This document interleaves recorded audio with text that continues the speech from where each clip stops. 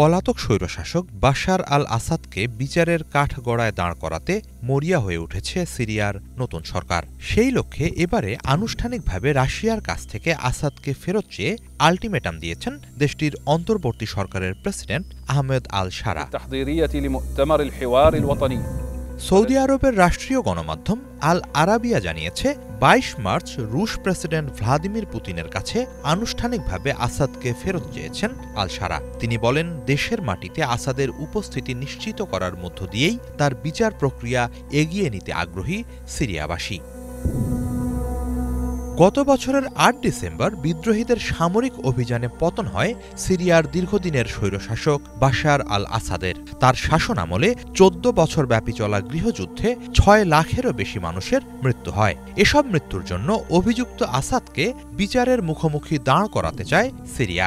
তবে উৎখাত হওয়ার পরপরই বিদ্রোহীদের চোখে ধুলো দিয়ে বিমানযোগে রাশিয়ায় পালিয়ে যান আসাদ। বর্তমানে তিনি সেখানেই অবস্থান করছেন।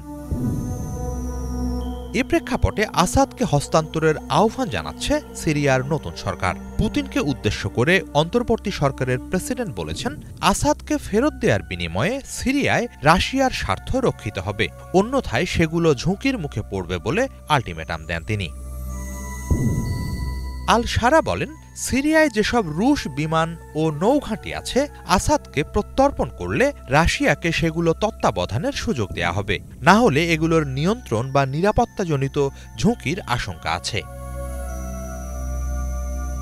দীর্ঘদিনের মিত্র বাশার আল আসাদের পতন ও বিদ্রোহীরা ক্ষমতায় বসায় সিরিয়ার তারতাস ও খামামেমে নিজ সামরিক ঘাঁটির নিয়ন্ত্রণ হারিয়েছে রাশিয়া। সেই নিয়ন্ত্রণ পুনঃপ্রতিষ্ঠার চেষ্টা চালাচ্ছে তারা। ভূমধ্যসাগরীয় অঞ্চলে প্রভাব ধরে রাখা, রসদ সরবরাহ ও লজিস্টিক সাপোর্টের ক্ষেত্রে খুবই গুরুত্বপূর্ণ তারতাসের এই রুশ নৌঘাঁটি। অন্যদিকে আফ্রিকা জুড়ে বিভিন্ন তৎপরতা ও কর্মকাণ্ডের জন্য অত্যন্ত গুরুত্বপূর্ণ খামামেমের বিমান ঘাঁটিটি। আন্তর্জাতিক বিভিন্ন গণমাধ্যম বলছে, সিরিয়ার নতুন সরকার আসাদ আমলে নির্যাতন নিপীড়নের যথাযথ বিচার করুক, এ ব্যাপারে রাশিয়ার সমর্থন আছে। ২০ মার্চ আল শারাকে দেয়া বার্তায় দ্রুত সিরিয়ায় স্থিতিশীলতা ফিরুক সেই প্রত্যাশা জানান পুতিন।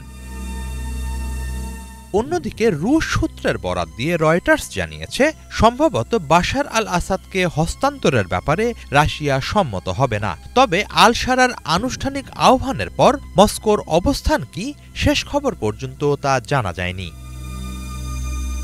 আনুষ্ঠানিকভাবে আসাদকে ফেরত চাওয়ার মধ্য দিয়ে রাশিয়াকে চাপে ফেলল সিরিয়া। এ প্রেক্ষাপটে পুতিন কি পদক্ষেপ নেন, আগামীতে মস্কো দামেস্ক সম্পর্কের গতিপথ নির্ধারণে তা বিশেষ ভূমিকা রাখবে। হিজল জোবায়ের, বাংলা ভিশন।